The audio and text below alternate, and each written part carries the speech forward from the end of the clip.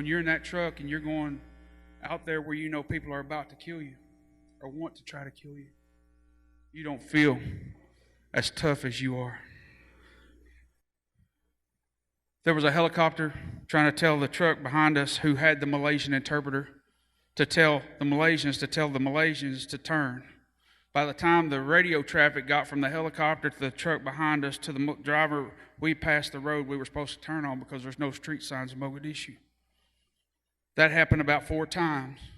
Finally, the third vehicle, who had the interpreter, turned right and told the Malaysian interpreter to tell my driver to turn around and go back and fall into the back of the convoy. We didn't make it.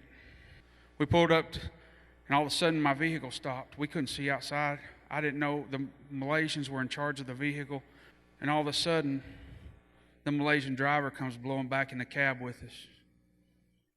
My ears are ringing. The rocket propelled grenades went off, and I couldn't hear. And I just looked over at him, and he mouthed the words. He said, "Get out." And I had my hand on the door, and those bullets are flying right off the side of that. And I was like, all right, God, I need you more than I ever did. And I grabbed that handle, and I stepped out into a street full of people who wanted to kill me. We get out. We get behind cover. We finally get Cornell Houston and his engineer team blow a hole in the wall. We get behind the wall, and we're sitting there, and we finally have a minute, and we get on the radio. And we're trying to make contact with our command element, who doesn't necessarily know that we've just been blown up and we're down here waiting for help ourselves, or what we need to do next, because there's no street signs in Mogadishu. So we're sitting there and I'm playing with the radio, and the next thing I hear is my company commander tell my battalion commander, "We have 1 KIA killed in action." He said, "Who is it?" He said, "Martin." 18 months before October 3rd, 1993, I joined the Army at Fort Benning, Georgia, and was part of a cohort unit. There were 30 of us that were going to start the Army together, train together, and stay together through our first tour in the Army. The 3rd week of basic training, I get a phone call. It's my aunt. My aunt says, "You got to come home because your brother Brad died. And your parents are gone. Your mom and dad gone to collect the body, and we need you to come home for the funeral." At that point, we weren't supposed to have personal items, but the drill sergeants let me keep a picture of my brother. And after lights out at night, I would go into the latrine, into the showers, and I would grieve. The second night, Jimmy come in there, sat across from me, never said a word.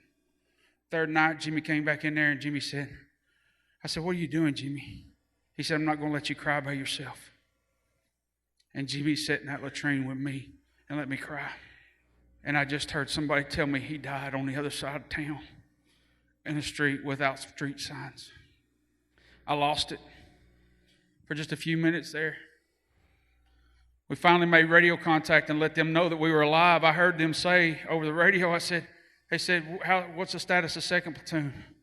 Missing, presumed dead, Charlie, Mike, somebody else is on that." And I yelled across the street. I told my lieutenant, I said, "We're not dead. God damn it, we're not dead." Finally, they sent Charlie Company to get my platoon of 15 to 20 guys.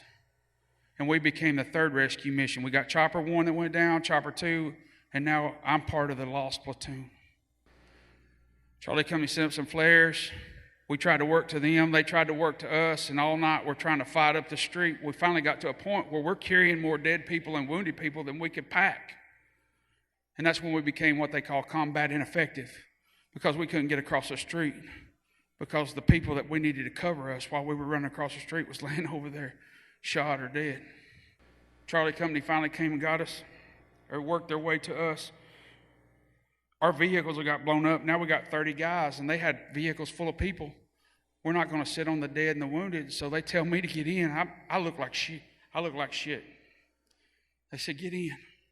I said, "I got the 60. They said, "Get in." And when I got in, they handed me Cornell Houston and laid him in my lap. Cornell's got a sucking chest wound. The medic's trying to tell me, get him on his side, make sure that that flap will breathe so that he can breathe. And I'm laying there with Cornell Houston in my lap, who I knew him, I'd seen him around, but he was an attachment to my unit. He wasn't my best friend, But Cornell's laying in my lap trying to tell me about his wife and kids. Cornell ends up dying 4 days later, 5 days later.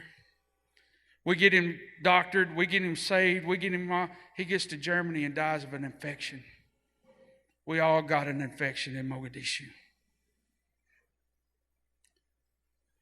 When we finally get to the compound, they open the door, and I'm laying there, sitting there with Cornell in my lap, and I hand him out, and I just needed a minute. I really just needed just a minute. And the next thing I know, somebody's grabbing my hands and my feet, and they're trying to put me on the stretcher. And I said, "What the hell are you doing? Get your hands off me." And they said, "We got to get you checked out. You're bleeding." I said, "That's Cornell's blood. I'm a white boy from Tennessee. He's a black man from Alabama. Can't you tell the difference?" I'm going to tell that story till the day I die. To the day I die, because we all bleed red. There's a lot of press today about the 22 a day who commit suicide, who, because they can't figure out a way to make it home. I want you to know I'm one of the other 22. Be one of the other 22. If you're out there tonight and you're struggling, find me, talk to me. Find somebody, talk to somebody. I called for close air support. I called for a helicopter. I called for resupply. I never peeled a potato. Somebody there was cooking, so I didn't have to. We all need support. We all need somebody to talk to. What I'm going to tell you is to start talking. Tell the story of those who can't tell it for themselves, because that's why we're still here. We lived and they died so we can come home and say this is the best country on the face of the earth, without a doubt. And we all bleed red.